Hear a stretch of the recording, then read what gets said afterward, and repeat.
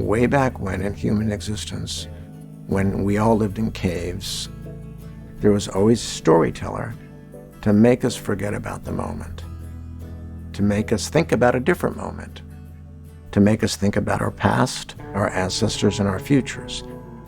We can also hold up a mirror and reflect society. We can also paint a rosier picture than it is. When you actually go to a theater to escape into a room of darkness and watch a flickering light, we allow our society and the members in it to actually forget about who they are for a minute. What drove me to become a filmmaker, I think I was raised to be obsessed with story. I love stories about politics and I love stories about human relationships. I don't look for the perfect structure. I don't look for the ribbon or the cherry on top. When you feel for a moment that that was truthful, that that was real, there is nothing like it. I had a friend one time tell me that I actually shouldn't be allowed to watch movies or TV because I get so emotional. I think about E.T. like once a week. I think about E.T. like that movie just dropped. Like the bicycle chase scene.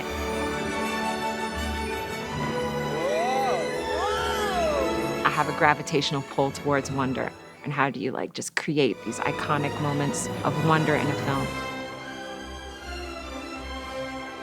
I love truth. I always seek truth. Hey! Look, I don't want to send you back. You got less than a week to find some work. Otherwise, you know what's going to happen. Halfway full.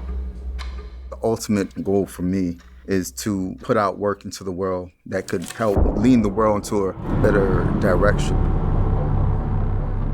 One movie that really touched me is The Miracle Worker.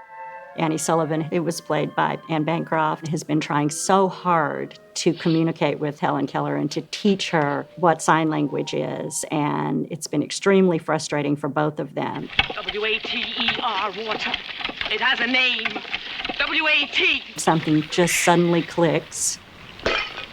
As a third-generation teacher, seeing this teacher's hard work and resilience pay off, and the emotional impact it had was what really stayed with me. Put somebody in these shoes and let them walk this world, and the world changes around us, right? We start seeing things that we didn't see before. The essence of cinema is that it captures more than what the eye sees. Happy Together. It's this incredible, very romantic story in Buenos Aires. I lived in that city 15 years. I recognize every bit of it, but I rediscovered Buenos Aires because Wong Kar-wai and Christopher Doyle gave me a different city. And for me, that was an incredible gift. One movie that actually changed my life is Reds. Jack? It's about John Reed, known as Jack, played by Warren Beatty, an American journalist who became infatuated with liberal communist fervor of the 19-teens.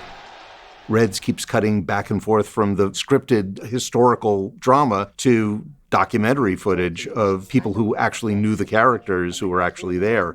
And at one point, Diane Keaton says, "Jack, you're not a politician, you're an artist." You're an artist, Jack. And I stopped doing all my political stuff and I became a film major, and that was kind of the turning point of my whole life. I was in the Army Reserve, and my first undergrad degree was actually in nursing. I am a writer. I have published a book back in my country in Brazil.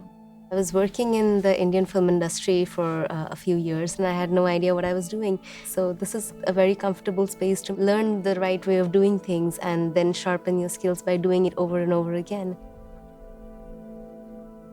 I believe filmmaking can be taught. I see it every day. I'm surrounded by brilliant professors, and I see the effect they have on our students. A good film actually has a sequence and an order and a thought behind why you're cutting from one shot to another shot. And that can be taught. Film school is a super effective means of learning the craft of filmmaking. And so it's like learning carpentry. You can be taught how to plane, how to cut wood, how to measure. Just watching High and Low by Kurosawa, who's just a master craftsman. And if you watch the camera movement and the blocking of actors, you are revealing subtext.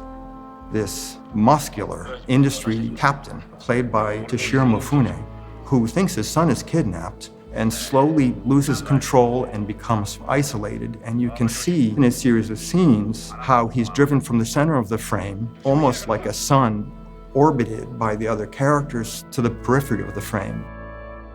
We can teach the technical aspects, but where stories come from is something that's mysterious. I love to start with a question. I love to start like something that I revisit and it's like, I did not get what happened there. I really want to explore why it's still sitting with me.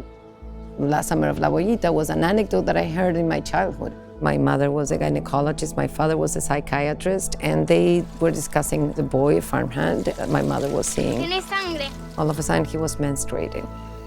It's a story that kind of haunted me a couple of times, thinking, I need to revisit that. I think it's my job to always check my ego and my taste and try and make an effort to see a student and to see what they're about and to see the patterns that they're creating. But I can't make you see that thing. I don't think that you can teach someone what's important to them. Film school gave me the space to be creative and also the confidence in my sort of creative abilities that I didn't have before. Demystifying sort of how you make a movie, because there's so many parts of it. The best teachers have been the ones that are questioning the form and the ways that you're either advancing it or subverting it. Building relationships with professors and being like, can you watch it cut? And they would be honest with me with what's not working, because I want to get better as a filmmaker. Like, that's what I came here to do, so. The balance between the art and the craft, or the technical and the artistic, for film is a very fluid frontier. You imagine with the tools, you imagine with the technologies. Picture your mind. Cabinet of Curiosities. I had an idea about color and camera tension, and I wanted to contrast the coldness of a coal mine to this interior and this horrific sight that somebody's going to see. So I showed up and I literally took a pocket knife and started cutting the blinds with these slashes of white light coming through the windows. And it achieved what I was looking for in a short period of time. The whole thing with storytelling is you're like, hey, here's this thing. I see it and feel it this way. Now that I've done X, Y, and Z, do you now feel and see it that way too? My short film Cross My Heart is a family drama following an American teenage girl who goes to Jamaica and learns a secret that changes the way she sees the people she loves. I had planned this whole tracking shot down the hallway and all of this was gonna happen, and the tracking shot was not working. And me and my DP were trying to figure out what we were gonna do, and the girls were just in the hallway in their silhouettes, and they were just whispering in the hallway. And I just tilted my head at the monitor, and I was like, that's the movie. That's also what film school will give you, is more ideas about where to put the camera. But you could teach me 10 techniques. I might only choose 2 or 3 of them. Ricky is actually a thesis film, made into a short, premiered at Sundance 2023. Professor Spike Lee saw the script, loved it, and then they started a grant by another NYU alumni, Kerry Fukunaga. He did Beast of No Nation, to Nombre, True Detective Season 1. I was getting mentorship by both of them. Just put the card off and go slowly down to the pole, all right? It's not so much what we teach. It happens in the dialogue. It happens in the workshops. It happens in somebody giving you a note and helping you understand how you're communicating an idea. One of the greatest benefits of going to film school, and especially a master's program, is being surrounded by directors, writers, editors, just begging to collaborate with you. It's really, really nurturing towards building that skill. For me, it was about community and finding people that I could really work with and get along with, because I had no access to that world. There's no greater sort of fulfillment than passing on opportunities to your fellow classmates, and you get to grow with everyone. Where we see the biggest growth in our students over the course of working on films over and over again, being in class, working with each other, because I think they are each other's best teachers ultimately. Why they're there, what is it that they want to do as artists, as filmmakers.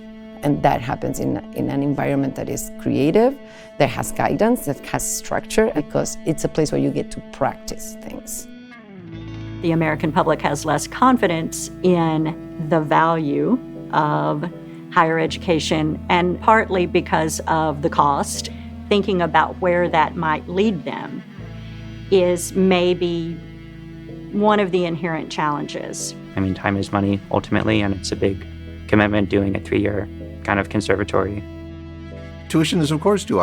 As myself, a socialist, I would like to see, no tuition, but that's not the world we live in. Film school is like a wild social experiment. You just have a whole bunch of human beings who are from completely different walks of life in a space that is just so dense with inspired people and inspiring people. That kind of environment, I think, is just irreplaceable. Becoming a filmmaker is only worthwhile if you have a story to tell. I think I'm really interested in stories that are passed down through the oral tradition, folk tales. A lot of my work has been about mixing family stories with things I've observed in real life. I've been questioning how I grew up and the invisible structures that have made me into who I am. Everybody talks about the auteur, their vision. Filmmaking is ultimately an exploration between collaborators in a room.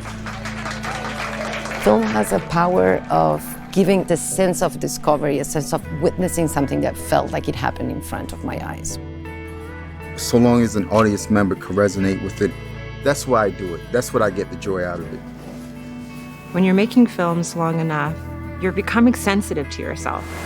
I feel myself become whole. I feel like this click and this buzz. There are a lot of people who are scared of going to film school, but it's a bet on yourself, it's a bet on your future, and it's a bet on art.